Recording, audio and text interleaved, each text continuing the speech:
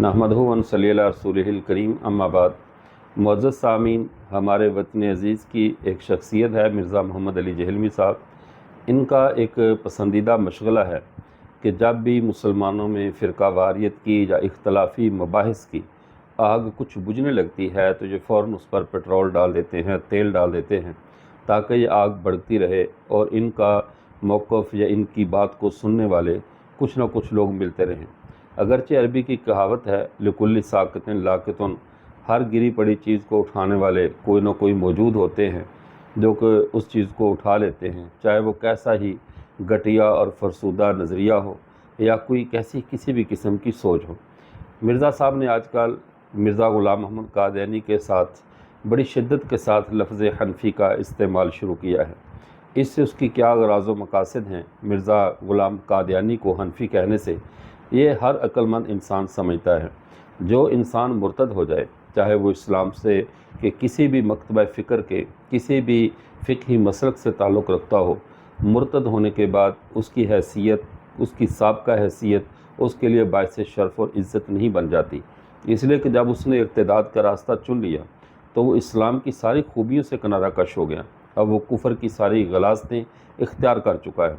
अब वो हनफ़ी था, शाफ़ी था, गैर मुक़ल्लिद था या किस मकतबा फ़िक्र से था, जिस तरह इस्लाम कबूल करने के बाद कुफ़र की कोई बात भी इंसान के लिए काबिल ताना नहीं रहती। इस्लाम छोड़ देने के बाद इस्लाम की साबका कोई बात उसके लिए बाइस शर्फ़ नहीं रहती।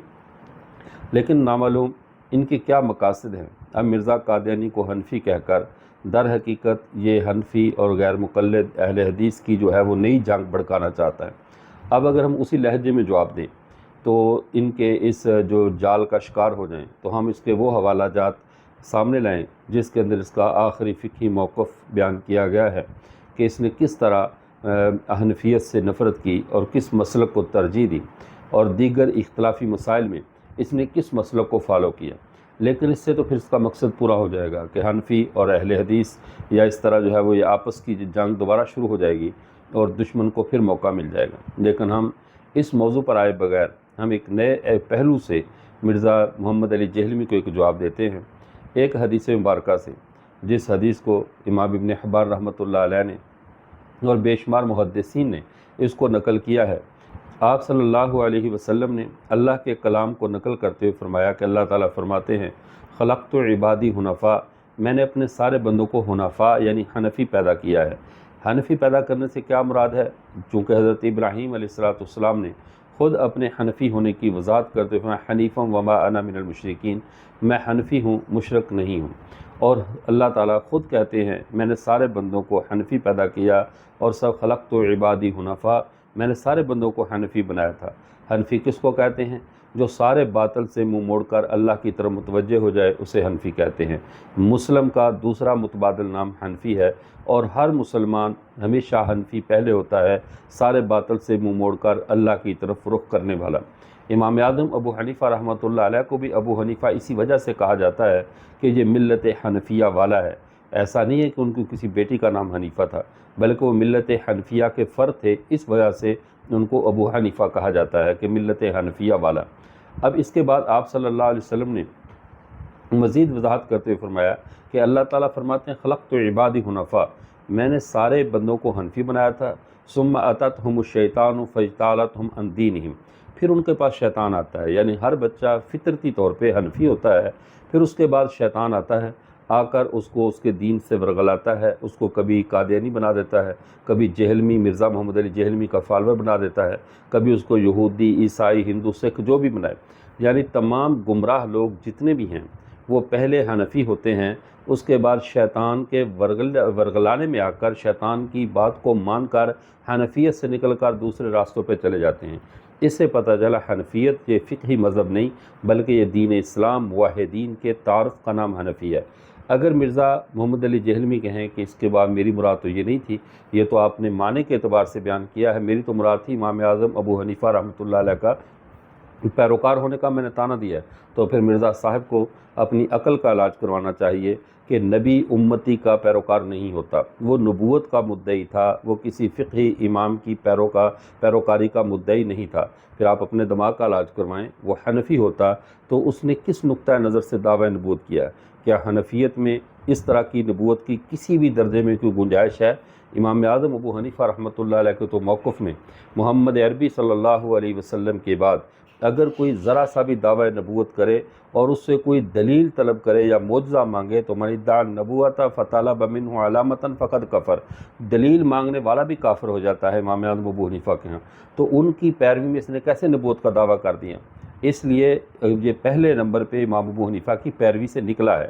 اب جب پیروی سے نکل گیا تو جب ابو حنیفہ کی پیروی سے نکلا، اس محمد عربی صلی اللہ علیہ وسلم کی امت سے نکل کر اس نے الگ امت بنا لی۔ اب ہم تو یہ تانا نہیں دیں گے کہ پیروی سے نکل کر اس نے رفع الدین شروع کر لیا تھا، وہ اہل حدیث ہو گیا تھا، اس کی شادی جو ہے وہ نذیر صاحب دہلوی نے کروائی تھی، اور اب ہم کہیں کہ دیکھیے اس کے اوپر علماء لدھیانہ نے 1301 ہجری کو اس کے اوپر کفر کا فتویٰ لگایا، 1302 ہجری کو اہل حدیث کے ساتھ اس کی رشتہ داری ہو رہی ہے۔ یہ تانا ہم نہیں دیں گے، کیوں؟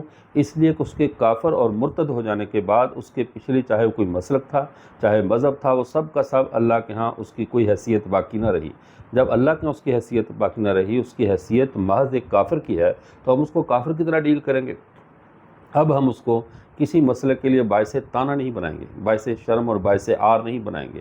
اگر یہی مرزا محمد علی جہلمی کا یہ طرز اٹھا کر اگر اصلاح پہ لے کر جائیں تو سارے صحابہ کرام رضوان اللہ تعالیٰ علیہ مجمعین جو رسول اللہ صلی اللہ علیہ وسلم پر ایمان لائے، ان میں سے کون تھے؟ حضرت سلیمان کو آپ کو کہے حضرت سلیمان فارسی مجوسی، معاذ اللہ صاحب یہ کہے کہ وہ پہلے مجوسی تھے۔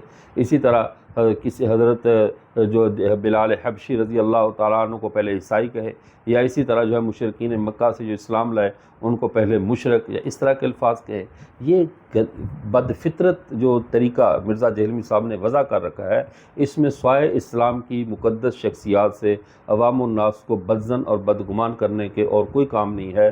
جب میرے پیغمبر صلی اللہ علیہ وسلم نے فرما دیا ان الاسلام یہدم ما کان قبلہ، اسلام پہلی ساری باتوں کو گرا دیتا ہے، تو اسی طرح کفر کی بھی یہ حیثیت ہے کہ کفر پہلے والے سارے جو شرف اسلام کی وجہ سے ملے ہوتے ہیں، جو عزت اسلام کی وجہ سے ملی ہوتی ہیں، ان ساری عزتوں کو ختم کر دیتا ہے۔